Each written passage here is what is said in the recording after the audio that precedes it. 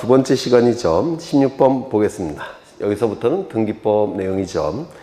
16번 유증에 의한 소유권 보전 또는 이전 등기에 관한 다음 설명 중 틀린 것은 1번 미등기 부동산의 토지대장에 최초의 소유자로 등록되어 있는 자로부터 유증을 받은 자는 포괄 유증이건 특정 유증이건 단독으로 소유권 보전 등기를 신청할 수 있다. 이 소유권 보전 등기는 무조건 출제가 된다고 생각하셔야 됩니다.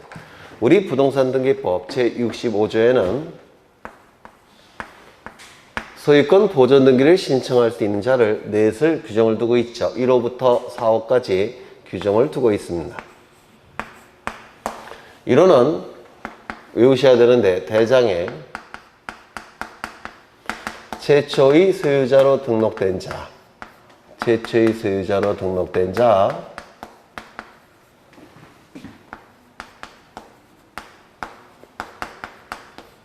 또는 그 상속인, 그 밖의 포괄 승계인은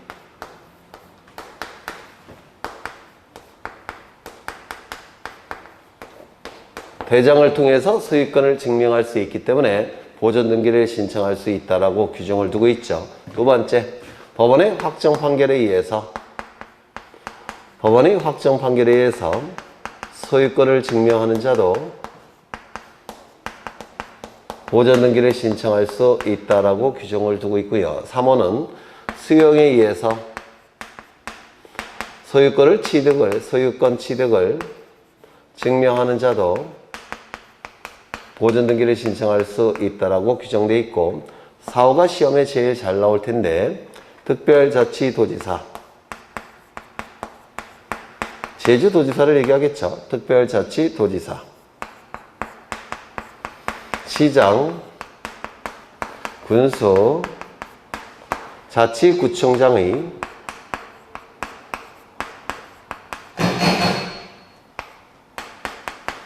확인에 의해서 소유권을 증명하는 자도 보전 등기를 신청할 수 있다라고 규정을 두고 있습니다. 네 가지 반드시 외우셔야 되겠죠.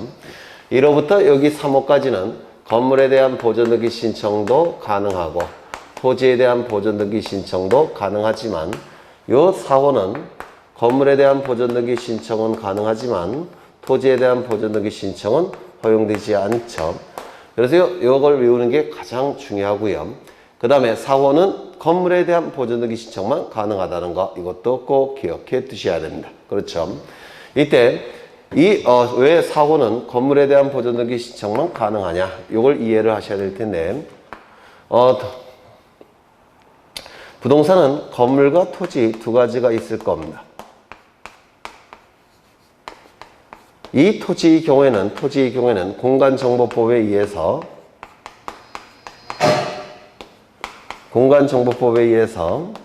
지적공부가 반드시 존재합니다. 이 지적공부 중에서 가장 중요한 지적공부가 토지대장과 임야대장이죠. 그래서 이 토지의 경우에는 대장이 존재하기 때문에 1호 갖고 보전 등기 신청이 가능합니다. 구태여 4호가 있을 필요가 없습니다. 따라서 4호는 건물에 대한 보전 등기 신청이 가능한 겁니다.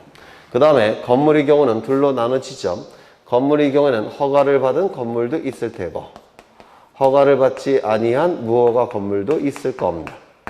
허가를 받은 경우에는 건축물 대장이 존재합니다. 건축물 대장이 존재하기 때문에 1호 갖고 보전 등기 신청이 가능해요. 하지만 이 무허가 건물의 경우는 건축물 대장이 없습니다. 따라서 1호 갖고 보전 등기 신청은 불가능하겠죠. 그렇다면 무허가 건물은 재산적 가치가 없느냐? 따라서 보전 등기를 허용할 필요가 없느냐? 그건 아니겠죠. 무허가 건물도 재산적 가치가 있기 때문에 대장과 관계없이 보전 등기 신청할 수 있는 방법이 마련돼야 됩니다. 그게 바로 4호예요. 확인서라는 겁니다. 이 확인서 갖고 대장의 역할을 하겠다는 겁니다. 그렇다면 이 확인서는 대장에 등록된 내용과 같은 내용이 등록되어 있어야 됩니다. 그래서 대장에 등록 내용과 같은 내용이 등록되어 있어야지만 이 확인서를 가지고 보전 등기 신청이 가능합니다. 따라서 확인서가 되기 위한 요건은 두 가지입니다. 확인서가 되기 위한 소유권 보전 등기를 신청할 수 있는 확인서가 되기 위한 요건은 두 가지인데요. 첫 번째, 건축물의 표시가 있어야 됩니다. 두 번째, 소유자 표시가 있어야 돼요. 그래야지만 건축물 대장과 같은 내용이 등록이 되고 그리고 보존등기 신청이 가능하게 됩니다. 그렇다면 건축 허가서는 확인서로서 보존등기 신청할 수 있느냐? 이게 문제가 되는데요. 건축 허가서. 이 건축 허가서는 건물의 표시도 들어가 있고요. 그리고 건축주가 등록되어 있습니다. 건축주 또는 건축 허가 명의인이라고 또 하는데 건축 허가 명의인. 그러면 이 확인서는 특별자치도지사, 시장군수자치구청장이 작성해 준 서류니까 이거 가지고 보존등기 신청할 수 있는지가 문제가 됩니다. 그런데 이 건축허가서는 이 건축물의 표시와 다른 겁니다. 왜냐하면 여기서의 건축물의 표시는 건물이 완성된 후에 건물의 객관적인 외형을 정확하게 표시되어 있어야 됩니다. 근데 이 건축허가서는 건물이 완성된 이후에 작성되는 서류가 아니죠. 건물을 신축하기 전에 미리 허가를 받는 거니까 이거는 이 요건을 충족하지 못합니다.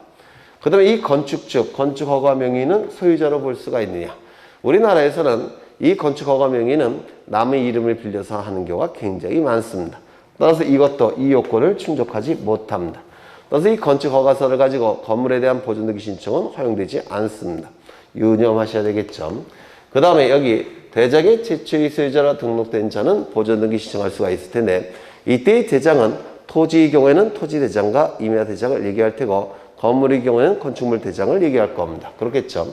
그래서 이 대장에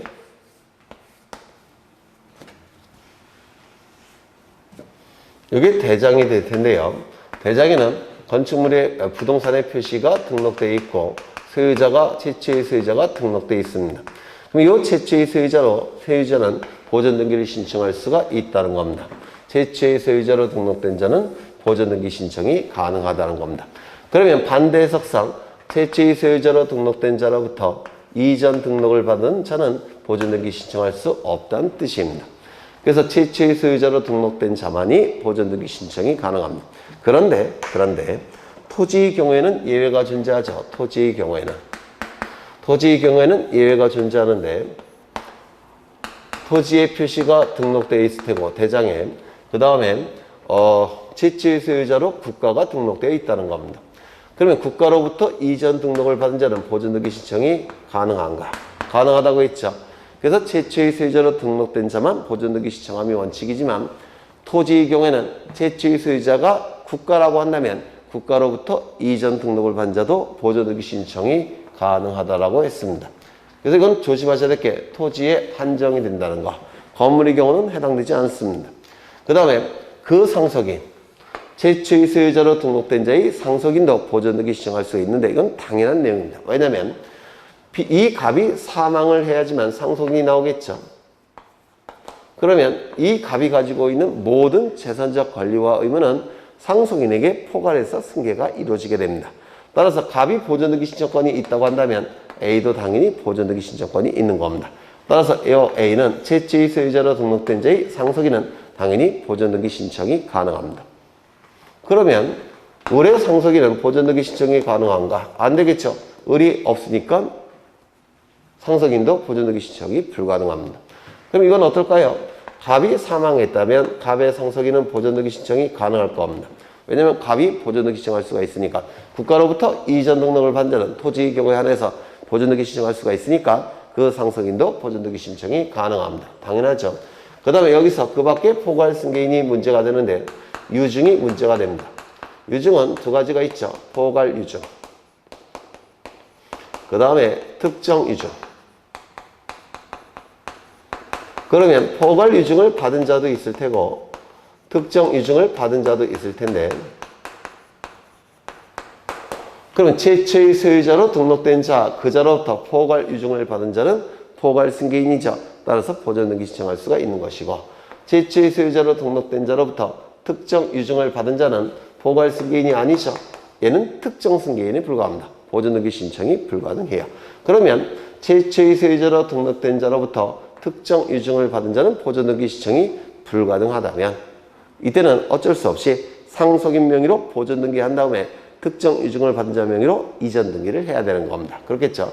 그래서 이게 시험에 종종 나오니까 기억해 두셔야 돼요. 그렇다면 이 갑으로부터 포괄 유증을 받은 자는 보존 등기 신청이 가능하고 특정 유증을 받은 자는 포괄 승인이 아니니까 보존 등기 신청이 불가능하겠죠.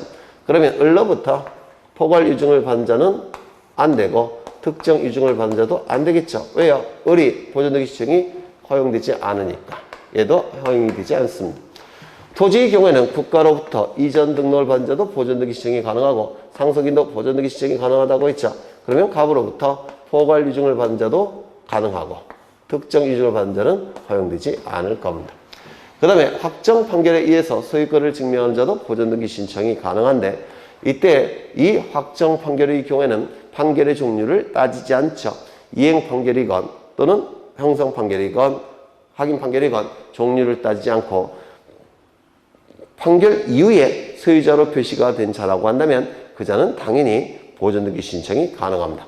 다만 이 판결은 정당한 판결이어야 되는데 이때 정당한 판결이라는 얘기는 피고 적격이 있는 자를 피고로 삼은 판결만이 정당한 판결이 됩니다. 따라서 피고 적격이 있는 자를 피고로 삼은 판결만이 보존 등기 신청이 가능합니다. 그 다음에 수용에 의해서 소유권 취득을 증명하는 자도 보존 등기 신청이 가능할 텐데 이때 등기부가 없을 때는 보존 등기 신청하는 것이고 등기부가 있을 때는 이전 등기 신청하는 것이죠. 이런 것들이 출제가 이루어지게 될 겁니다. 그러면 문제를 보시면 16번 유증에 의한 소유권 보존 또는 이전 등기에 관한 다음 설명 중 틀린 것은 1번 미등기 부동산의 토지대장에 최초의 소유자로 등록되어 있는 자로부터 유증을 받은 자는 포괄 유증이건 특정 유증이건 단독으로 소유권 보존 등기를 신청할 수 있다. 틀렸죠? 최초의 소유자로 등록된 자로부터 포괄 유증을 받은 자는 보존 등기 신청이 가능하겠지만 특정 유증을 받은 자는 보존 등기 신청이 허용되지 않습니다. 따라서 특정 유증의 경우에는 상속인 명의로 보존 등기한 다음에 특정 유증을 받은 자 명의로 이전 등기를 해야 되겠죠. 그래서 1번 지문은 틀렸습니다. 2번 유증을 원인으로 한 소유권 이전 등기는 포괄 유증이나 특정 유증을 불문하고 수증자를 등기에 걸리자 유언 집행자 또는 상속인을 등기 의무자로 하여 공동으로 신청해야 된다. 맞는 지문이죠. 이 포괄 유증과 특정 유증을 좀 구별하셔야 되는데 우리 민법 1078조의 경우에는 포괄 유증의 경우는 상속과 동일하다라는 규정이 있기 때문에 포괄 유증의 경우에는 상속처럼 187조가 적용이 됩니다. 따라서 포괄 유증의 경우에는 유증의 효력이 발생하는 시점에 물건이 변동이 됩니다. 즉 유증의 효력이 발생한 시점은 유증자가 사망한 시점이겠죠. 그래서 유증자 사망 시점에 유증을 받은 자 명의로 소유권이 변동이 됩니다. 다만 다른 자에게 처분하기 위해서는 등기를 갖춘 다음에 처분해야 되겠죠. 그래서 포괄 유증의 경우에 등기는 처분 요건으로서의 등기가 됩니다. 그런데 특정 유증의 경우에는 1078조와 같은 규정이 없습니다. 따라서 원칙에 따라서 186조가 적용이 돼요. 그러면 특정 유증의 경우는 유증의 효력이 발생하고 등기까지 갖춰야지만 소유권이 변동이 되는 겁니다. 따라서 특정 유증의 경우 등기는 성립 요건수의 등기입니다. 다만 포괄 유증이건 특정 유증이건 이 유증은 유언을 집행하는 자가 존재하죠. 따라서 유언 집행자나 상속인이 등기 의무자가 되는 것이고 유증을 받은 자가 등기 권리자로서 공동으로 신청해야 됩니다. 그래서 정답 2번은 맞는 지문이죠. 3번 수증자가 여럿인 포괄 유증의 경우에는 수증자 전원이 공동으로 신청하거나 각자가 자기 지분만에 대해서 소유권 이전 등기를 신청할 수 있다. 상속 같은 경우는 상속인 1인이 자신의 지분만에 대해서 상속 등기 신청이 허용되지 않죠.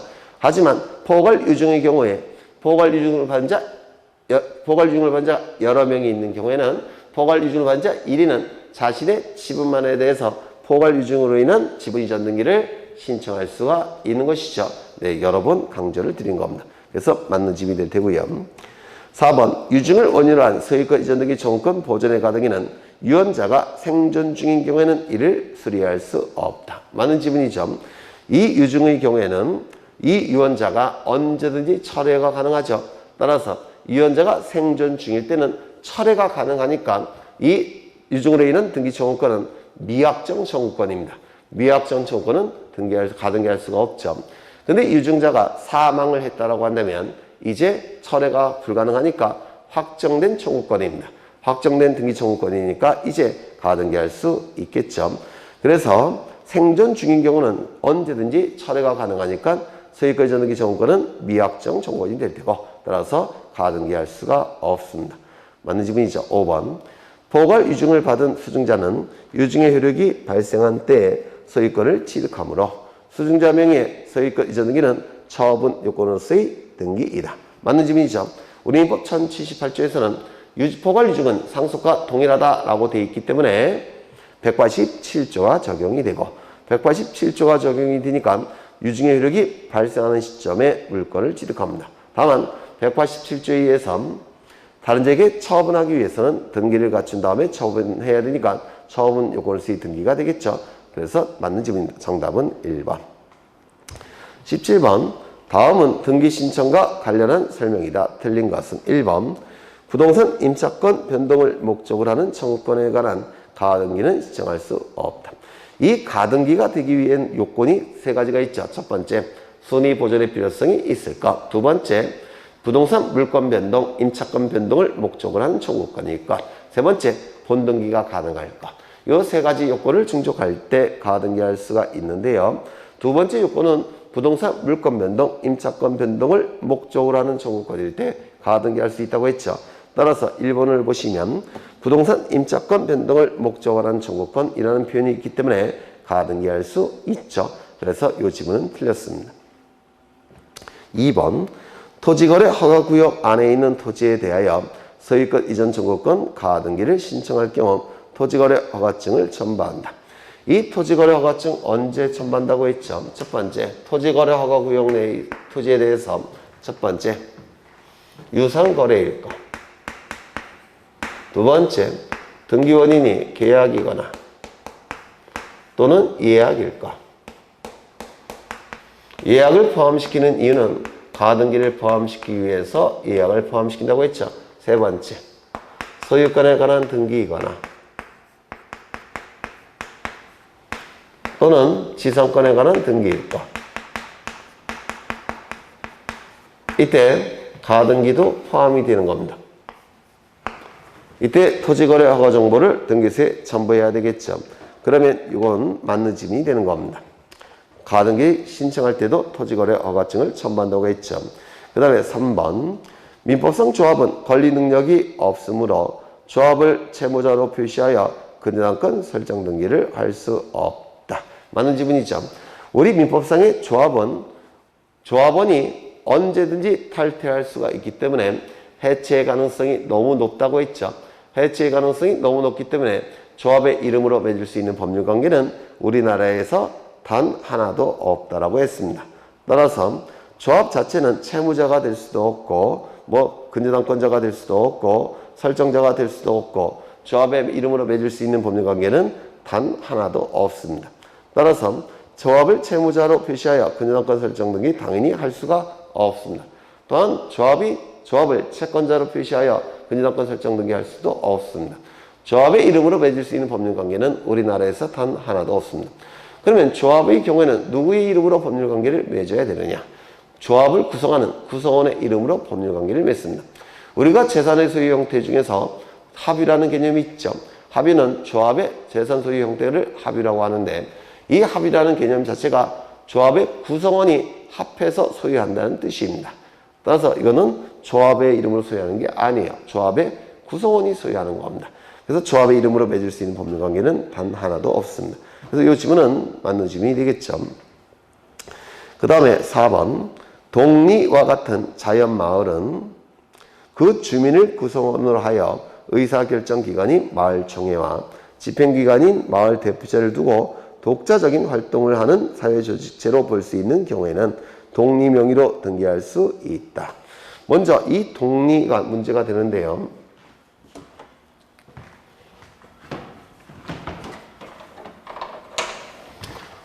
국가나 지방자치단체는 법적 성질이 법인입니다.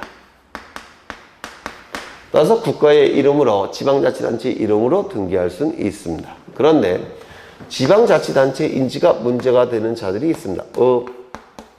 면, 동, 리. 그런데 지방자치단체가 되기 위해서는 이 지방자치단체의 장이 선거법에 의해서 공직선거법에 의해서 선거로 선출이 돼야지만 지방자치단체가 되는 겁니다. 지방자치단체의 법률에 의해서 그래야지만 지방자치단체로서 등기가 가능한 겁니다.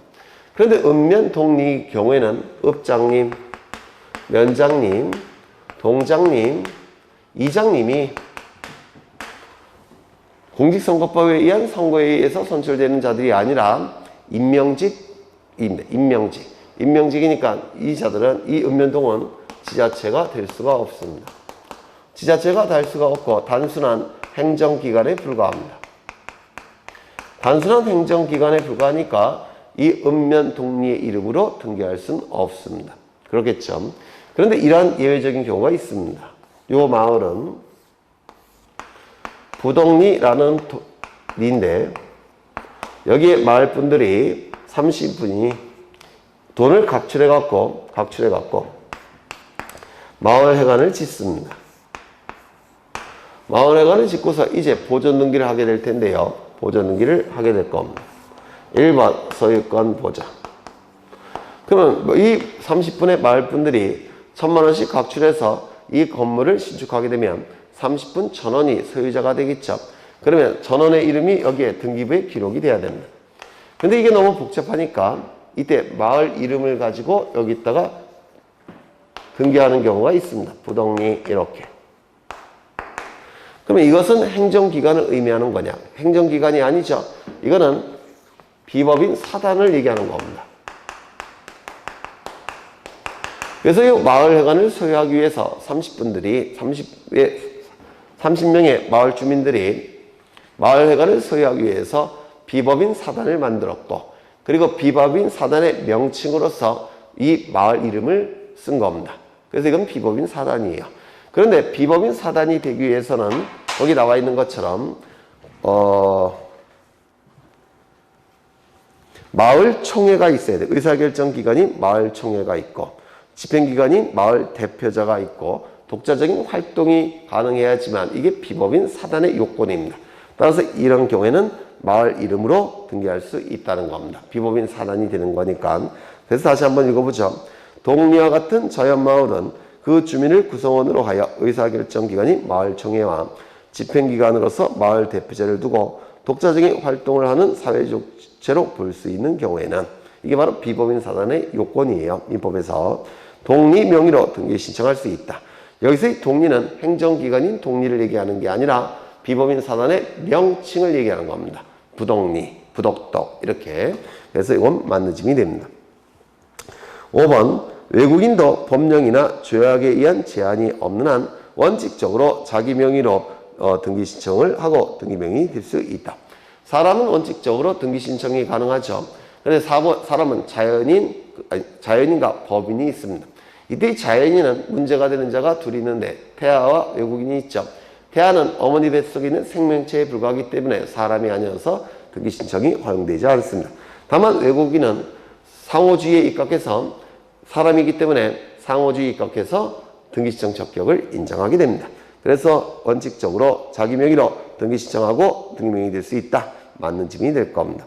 상호주의가 바로 거기 나와 있는 법령이나 조약에 의한 제한이라고 표현하고 있는 겁니다. 그래서 정답은 1번이 정답이 될 테고요.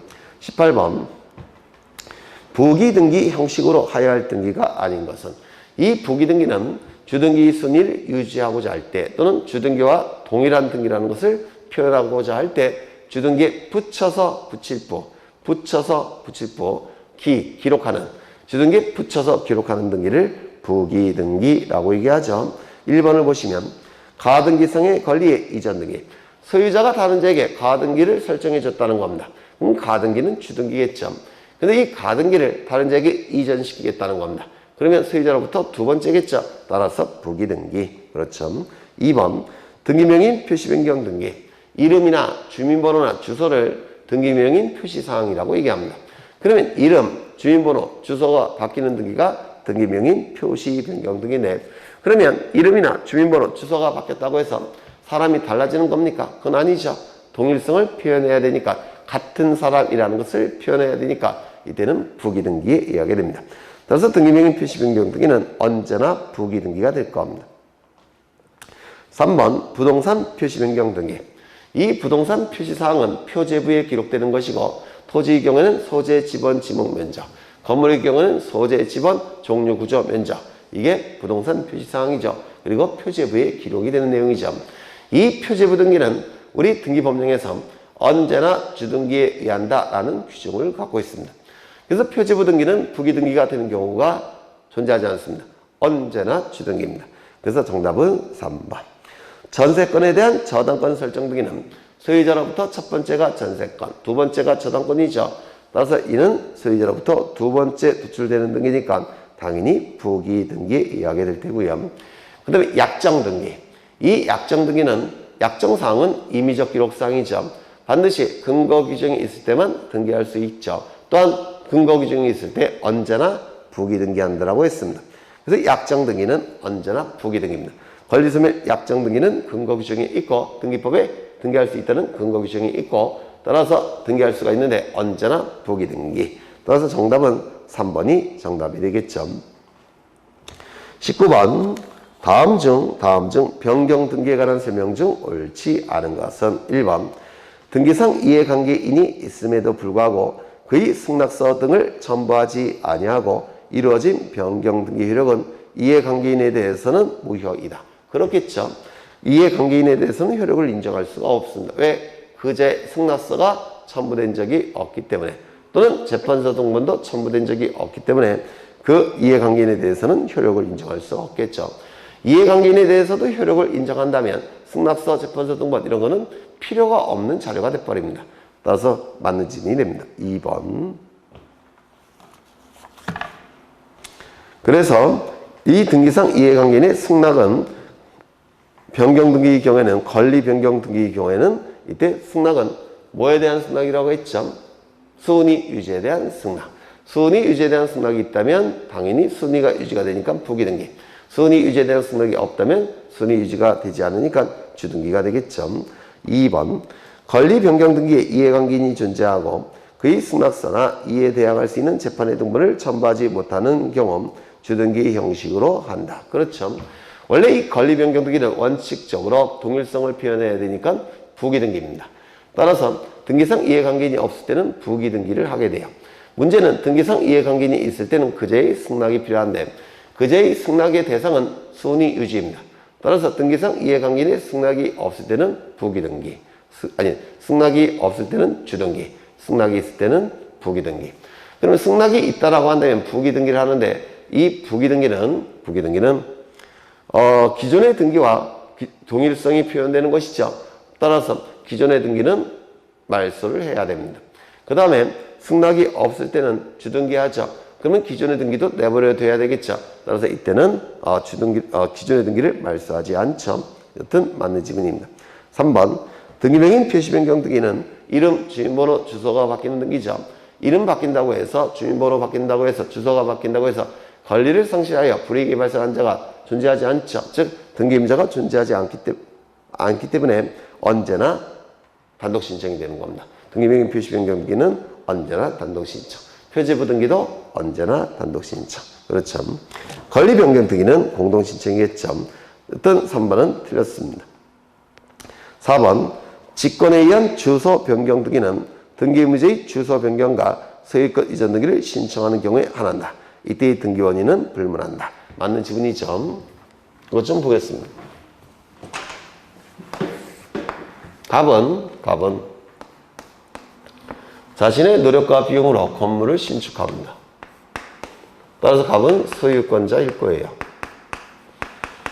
이 소유권을 보호받기 위해서는 공시를 해야 되겠죠.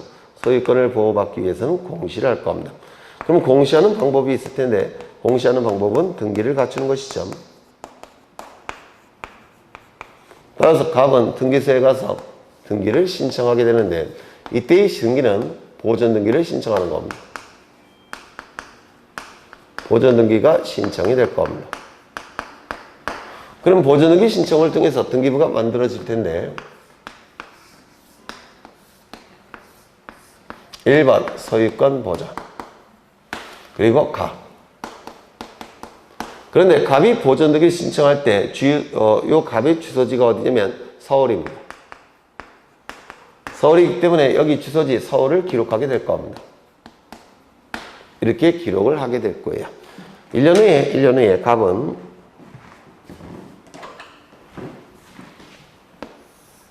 을과 매매 계약을 체결합니다. 소유권 이전 등기까지 이루어지면 갑이 가진 소유권은 을의 소유권으로 변동이 되죠. 그래서 을은 등기 관리자로서,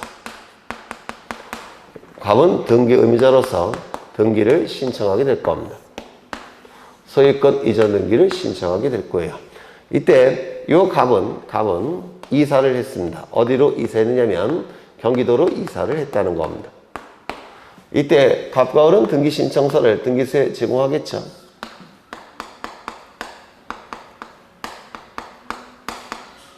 그리고 여기 등기 의무자를 기록하는 칸이 있을 겁니다. 그리고 주소지는 경기도가 될 거예요.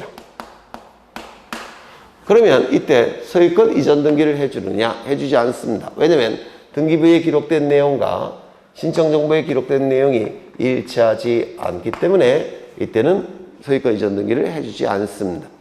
그렇죠? 그런데 문제는 뭐냐면 소유권 이전 등기를 신청할 때는 등기 의무자도 무엇을 첨부하죠? 주소 증명 정보를 첨부합니다. 주소 증명 정보로서 주민등록표 등초본을 첨부하게 돼요. 무슨 등기에 한해서? 소유권 이전 등기에 한해서. 그런데 이 주민등록 등초본에는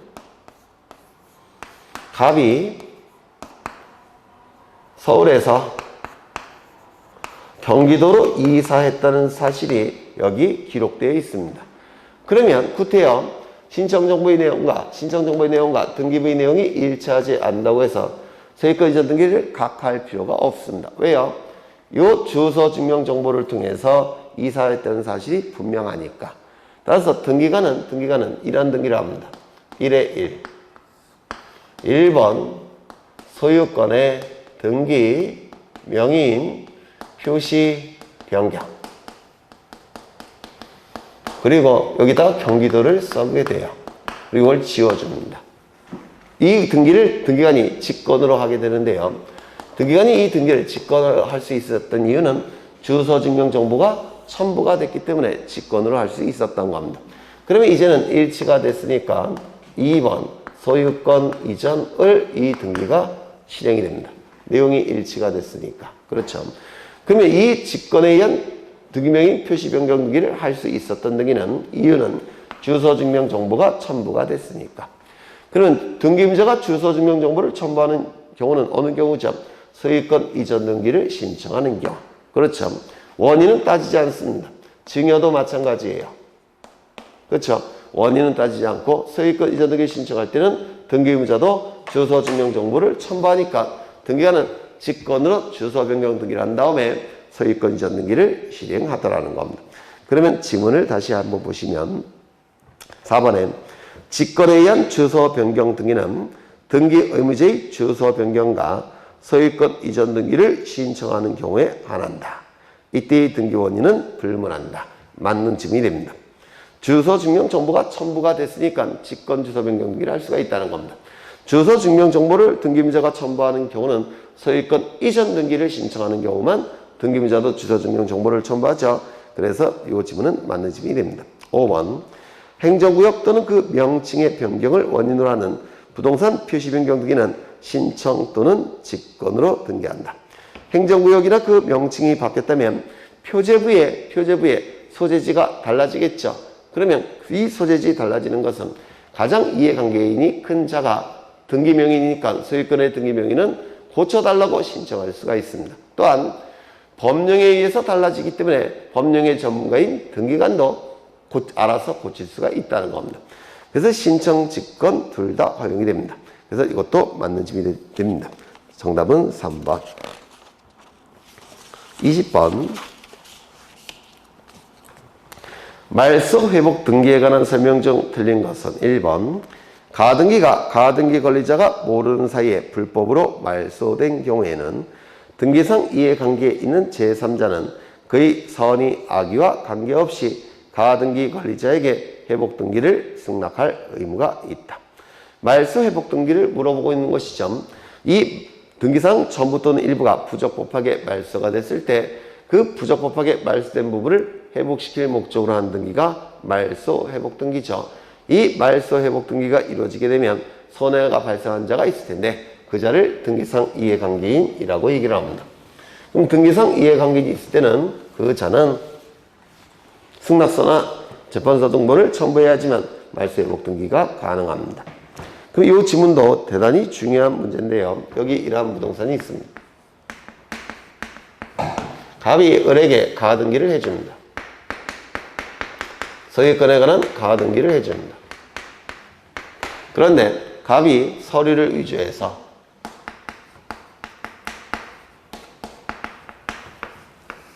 이 가등기를 말소시켰다는 겁니다. 그러면 이는 적법하게 말소가 된 것이 아니라 부적법하게 말소가 된 것이죠. 그리고 이 등기라는 것은 물권 변동, 권리 변동의 효력이 발생하기 위해서 등기가 필요한 것이지 효력이 계속 존속하기 위해서 등기가 필요한 건 아니죠.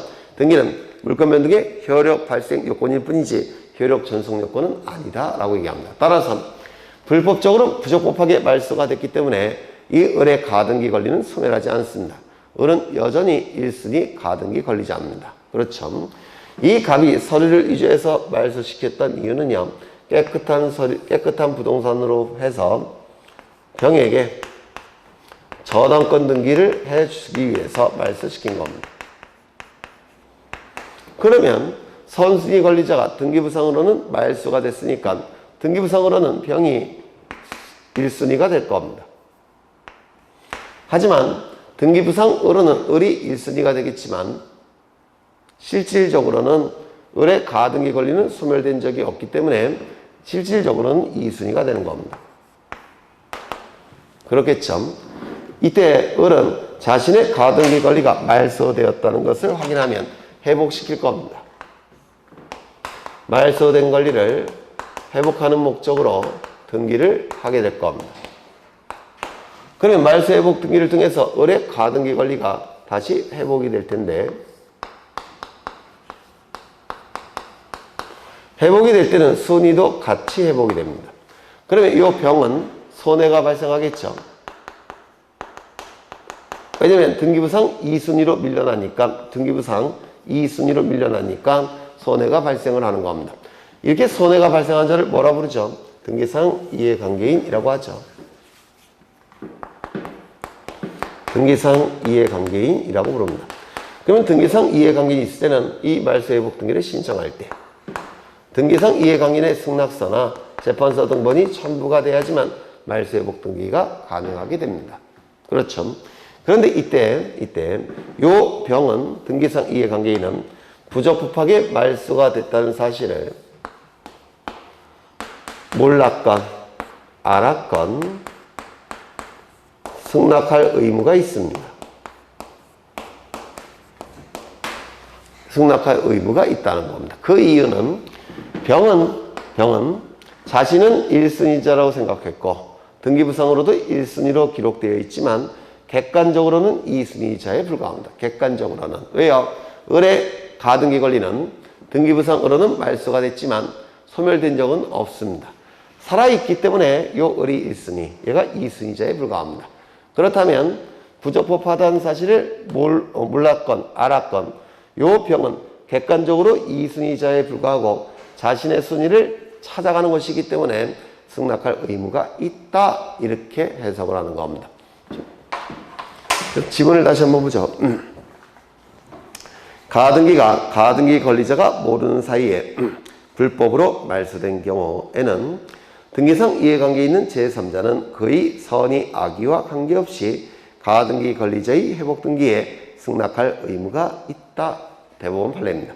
2번 말소 회복 등기 시에 등기 권리자와 등기무자는 회복하고자 하는 등기 권리자, 등기의무자와 동일하다. 맞겠죠? 이 가등기는 을이 등기 권리자고 갑이 등기 의무자였을 겁니다. 그런데 갑이 서류를 위조해서 부적법하게 말소를 시켰다는 겁니다. 그럼 회복을 시켜야 되겠죠? 그러면 이거는 을이 등기 권리자가 되는 것이고 갑이 등기 의무자이더라는 겁니다. 그래서 이 원래의 등기와 같은 방법으로 회복을 시키는 겁니다. 그렇죠? 그래서 이 지문도 맞는 지문이 될 테고 3번 적법한 제한물권 등기를 설정자가 말소한 경우 소유권을 제3자에게 이전한 경우 제한물권자는 말소된 자죠. 제한물권자는 말소회복 등기 청구권자이자 등기권리자이고 당초의 소유자가 등기의무자이다. 맞겠죠? 이번 지문과 같은 뜻이에요. 회복하고자 하는 등기권리자, 등기의무자는 말소회복 등기 시에 등기권리자, 등기의무자는 말소회복 등기 시에 등기권리자, 등기의무자와 동일하기 때문에 제한물권이 불법으로 말소된 상태에서 소유권이 다른 자에게 넘어갔다고 하더라도 그 제한물권자가 등기권리자 그리고 당초의 소유자가 등기의무자로서 공동신청을 통해서 등기가 이루어지게 됩니다. 맞는 지문이죠. 4번 등기관이 직권으로 말소한 등기에 대해서 회복을 위한 소유의 제기는 허용되지 아니한다. 여러분 말씀드렸던 건데 등기가 실행되는 방법과 말소되는 방법과 말소 회복되는 방법은 같은 방식으로 이루어지죠. 공동신청을 통한 등기라고 한다면 말소도 공동신청. 다만 등기권리자, 등기의무자는 뒤바뀌겠죠. 말소 회복도 공동신청. 직권에 의한 등기라면 말소도 직권, 말소 회복도 직권. 단독신청에 의한 등기라면 말소도 단독신청, 말소 회복도 단독신청. 그러면 직권으로 말소된 등기라면 회복도 직권으로 하는 겁니다. 즉 소송을 제기할 이유가 없습니다. 여기서 회복을 위한 소유의 제기는 왜 하는 걸까요? 판결서를 만들기 위해서. 판결서는요 단독 신청하기 위해서. 따라서 직권으로 말소된 등기는 신청을 통해서 회복되는 게 아니라 직권으로 회복되는 것이기 때문에 소송을 제기할 필요가 처음부터 없습니다. 그래서 소유의 제기는 허용되지 않는다. 맞는 지문이 되는 겁니다. 압류, 가처분, 경매신청 등기가 불법하게 말소된 경우에 회복 등기는 법원의 명령에 의한다. 압류 등기, 가처분 등기, 경매신청 등기 이런 것들은 전부 다 법원의 촉탁에 의한 등기입니다. 법원의 촉탁에 의한 등기니까 말소도 법원의 촉탁, 회복도 법원의 촉탁에 의해서 이루어지게 될 겁니다. 명령에 의한다. 이게 틀렸습니다. 명령에 의한 등기는 이의신청 절차에서만 나타나는 겁니다. 따라서 정답은 5번. 21번. 다음은 가등기에 관한 설명이다. 틀린 것은 1번. 가등기에 기한 본등기를 한 경우에 가등기 후 본등기 전에 격려된 등기 중 가등기에 기한 본등기와 양립할 수 없는 등기는 직권으로 말소한다. 그렇죠. 소유권 이전에 가등기 후 소유권 이전에 본등기가 이루어졌을 때 그 중간 처분의 등기는 원칙적으로 직권 말소하죠. 무권리제의 처분행위로 간주해서. 다만 소유권에 관한 가등기 이외에 다른 권리에 대한 가등기는 무권리제의 처분행위로 논리를 구성하지 않고 양립할 수 있는지 여부로 판단하죠. 양립할 수 있다면 직권으로 말소할 필요가 없고 양립할 수 없다면 직권 말소가 되겠죠. 그래서 맞는 지문입니다. 저당권 설정 등기 청구권 보전의 가등기에 의해 저당권 설정에 본등기를 한 경우 가등기 후 본등기 전에 맞춰진 등기는 직권 말소의 대상이다. 이게 틀렸죠. 양립이 가능하기 때문에 그렇죠. 뭐 여러 번 설명을 드린 건데 여기에 이러한 부동산이 있고 소유자는 갑입니다. 갑이 을에게 먼저 저당권에 관한 가등기를 해줍니다.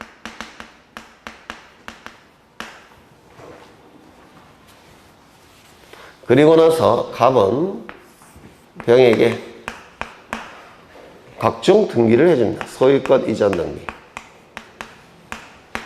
또는 전세권 등기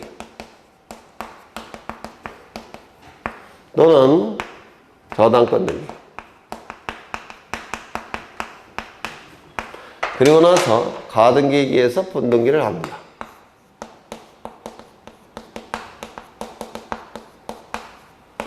이때 순위는 가등기와 본등기는 같은 순위번호를 쓰죠. 그러면 을이 취득한 권리는 저당권을 취득한 거니까 갑은 여전히 소유권자겠죠. 그러면 소유권자가 병에게 각종 등기를 해준 것은 무권리제의 처분행위는 아닙니다. 이거는 무권리제의 처분행위는 아니니까 무조건 직권으로 말소할 수는 없겠죠. 두 번째, 무권리제의 처분행위가 아닐 때는 이때는 양립 가능 여부로 따져보겠죠. 근데 이 저당권이라는 물건은 간접적 지배권으로서 모든 물건과 다 양립이 가능합니다. 모든 물건과 다 양립이 가능하니까 이때는 이 등기를 직권으로 말소할 이유가 없습니다. 그래서 이 저당권의 특징 때문에 그렇죠. 그러면 다시 한번 보시면 저당권 설정 등기 청구권 보전의 가등기에 의하여 저당권 설정에 본등기를 한 경우에 가등기 후 본등기 전에 맞춰진 등기는 직권 말소의 대상이 아닙니다. 왜요? 저당권과 다 양립할 수가 있기 때문에 그렇습니다. 3번 소유권 이전 청구권 가등기권자가 가등기에 의한 본등기를 하지 않고 다른 원인에 의하여 소유권 이전 등기를 한 후에는 다시 그 가등기에 의한 본등기를 할 수 없음이 원칙이다. 맞는 지문이죠?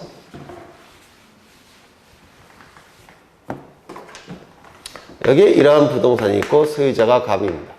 갑이 을에게 먼저 소유권에 관한 가등기를 해줬습니다.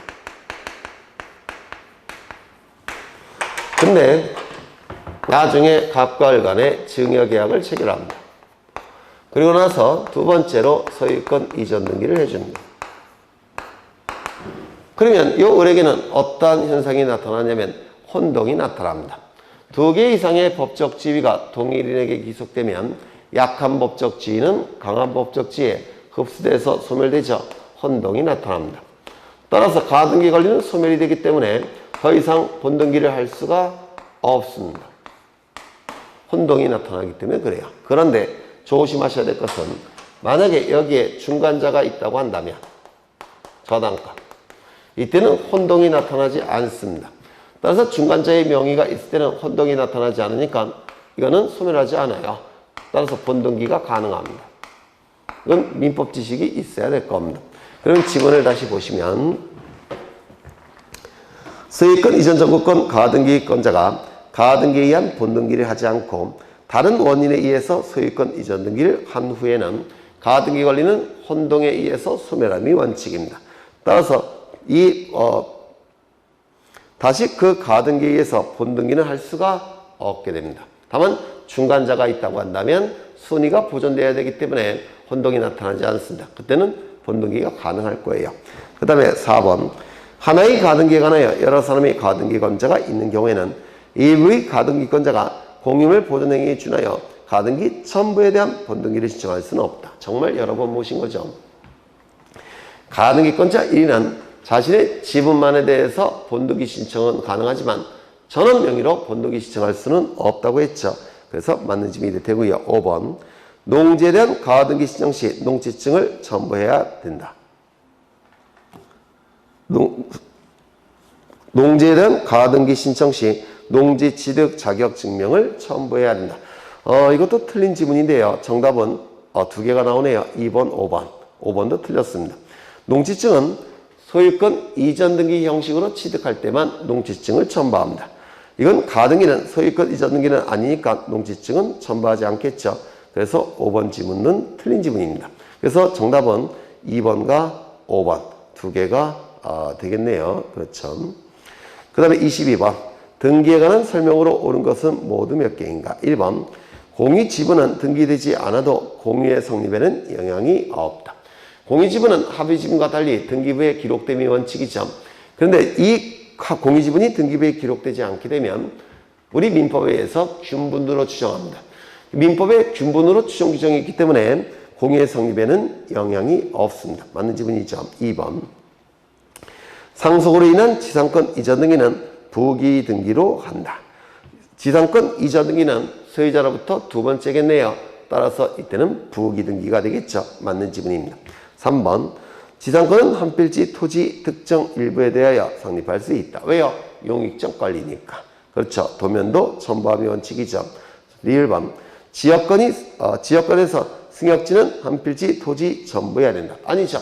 유역지는 한 필지 토지 전부이어야 되지만 승역지는 전부 일부 가능하죠. 그래서 틀렸습니다.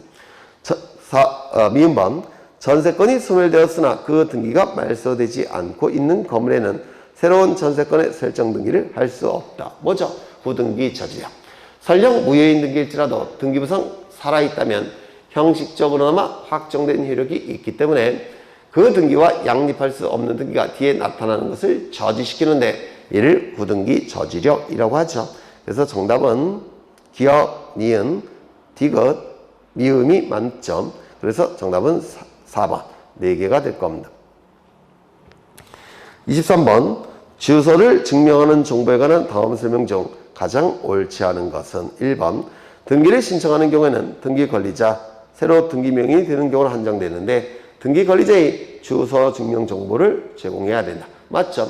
주소 증명 정보나 주민등록 증명 정보는 등기 명인이 되는 등기 권리자가 등기부에 기록이 될 때 주소와 주민번호를 정확하게 기록해야 되기 때문에 주소 증명 정보와 주민등록 증명 정보를 등기 명인이 되는 등기 권리자는 첨부해야 되겠죠. 그래서 맞는 질문입니다. 2번 소유권 이전 등기에 말소 등기를 신청하는 경우 등기 권리자와 등기 의무자는 주소를 증명한 정보를 제공해야 된다. 이 주소 증명 정보와 주민등록 증명 정보는 등기 명의이 되는 등기 권리자만 첨부하는 겁니다. 등기 명의이 되는 등기 권리자만 등기부에 주소와 주민번호가 기록이 되니까 다만 예외적으로 소유권 이전 등기의 경우에는 등기 의무자도 주소 증명 정보를 첨부해야 되겠죠. 그런데 말소 등기를 신청하는 경우에는 등기부상 지워지는 거니까 이때는 등기 권리자건 등기 의무자건 주소 증명 정보는 제공하지 않겠죠. 말소 등기는 지워지는 거니까 주소와 주민번호가 정확하게 기록될 이유가 없겠죠. 그래서 정답은 2번. 등기 신청서에 첨부하는 법인 등기사항 증명서, 주민등록표, 등초문은 발행일로부터 3월 이내의 것이 아니다. 이거 외우셔야 됩니다. 맞는 지문이죠. 인감증명도 마찬가지일 테고. 그래서 이 각종 첨부 정보는 원칙은 3개월짜리예요. 4번 법인 아닌 사단이나 재단이 등기를 신청하는 경우에는 대표자나 관리인의 주소를 증명하는 정보를 제공해야 된다. 비법인 사단 재단은 대표자도 부동산 등기부에 이름, 주민번호, 주소를 기록해야 된다고 했죠. 기록할 때 정확하게 기록해야 되니까 대표자나 관리인의 주소 증명 정보와 주민등록 증명 정보를 첨부해야 됩니다. 맞는 지문이죠. 원칙적으로 인감증명은 등기임자의 인감을 증명하기 위한 것이지 본인의 주소를 증명하는 서면이라고 볼 수 없으므로 매도인의 인감증명으로 주소를 증명하는 서면의 제출에 가름할 수는 없고 매수인의 주민등록증 대조로도 대신할 수 없다. 인감증명은 주소증명 정보가 아니라는 뜻이에요. 또한 이 주소증명 정보도 구체적인 서류로 들어가야 되는 것이지 주민등록증 요 대조로도 주소증명 정보의 제공에 가름할 수는 없다는 겁니다. 등기 설레니까 좀 외워두셔야 되겠죠. 그래서 정답은 2번이 정답이 되겠죠. 잠시 쉬었다가 이어서 하겠습니다.